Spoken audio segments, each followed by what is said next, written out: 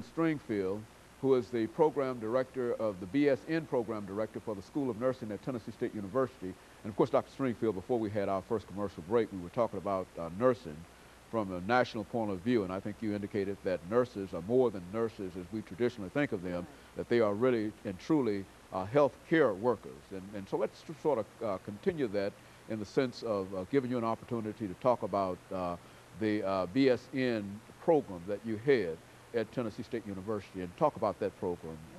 There's nothing better in the world I'd like to talk about than that program. Our program has been in existence since about the mid-'80s, a little bit before the mid-'80s. It came about, the BSN program came about as a result of the union between, or the merger between University of Tennessee, Nashville and TSU back in 1979. The BSN program developed shortly thereafter. The associate's program was already there at the university. But the BSN program has gone through some changes over the past few years, positive changes. And right now what we're seeing is fantastic. We have with us faculty who are experienced at what they're doing. We know they're knowledgeable because when the students go out and they pass boards and we come back with pass rates of 94%, 96%, 97%, that speaks well about faculty and what they have taught. It also speaks well of how well the students were able to learn that information. Our faculty are involved in a lot of community activities. We have one faculty member who is working with children and the problem with STDs. We have another who's dealing in the community with diabetes. Another one is very interested in and does some work with geriatrics. My particular interest is community education, and what I particularly have done with that is to work in the Preston Taylor Homes area for a while and taking the students out there with me so that they can learn more about community education. And we would do health sessions for that community on Saturdays. Haven't done that very recently because of the fact that the people are moving out of that area. As we know, they are tearing the area down to hopefully replace it with some, with what they say. Scattered house. Right.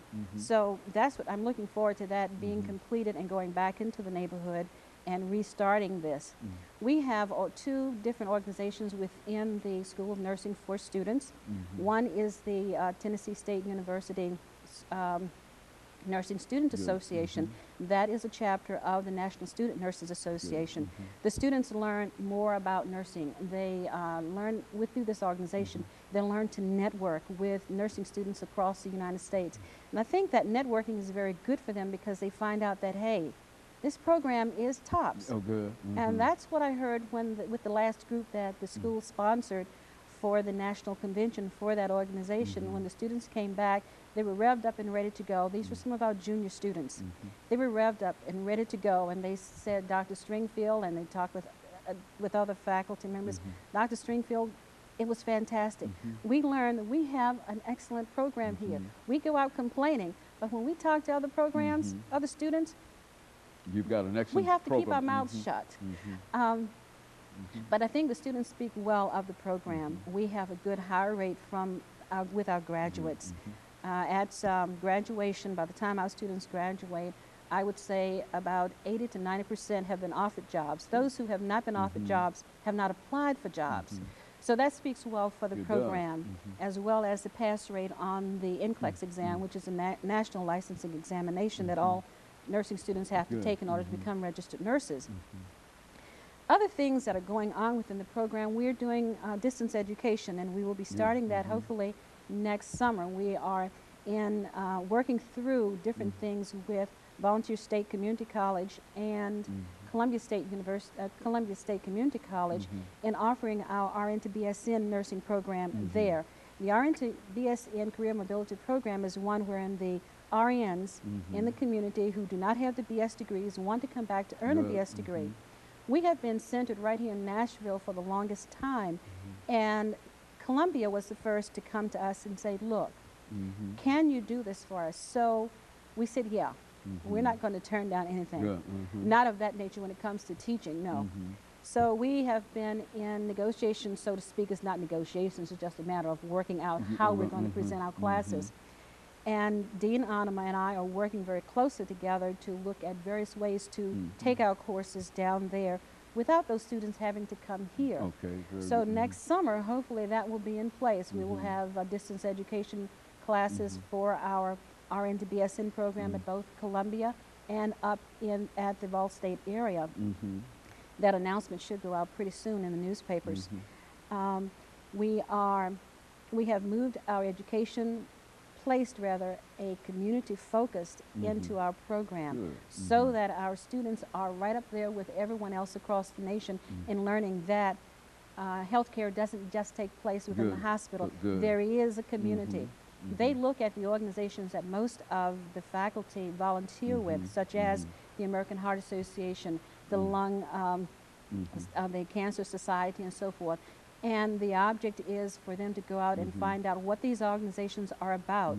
Who are the personnel? What criteria do they need to work there? How do those organizations interact with the community? How do they impact the community? What is their reference point with the community? And we are working it through the entire program that all of our clinical courses would have that community component, to start out very basically with what I've just said, with our very first nursing course, such that when they get to their senior year, their very last semester, they are looking at the policies, the policy makers, and the impact of those policies on those who are the beneficiaries of health care.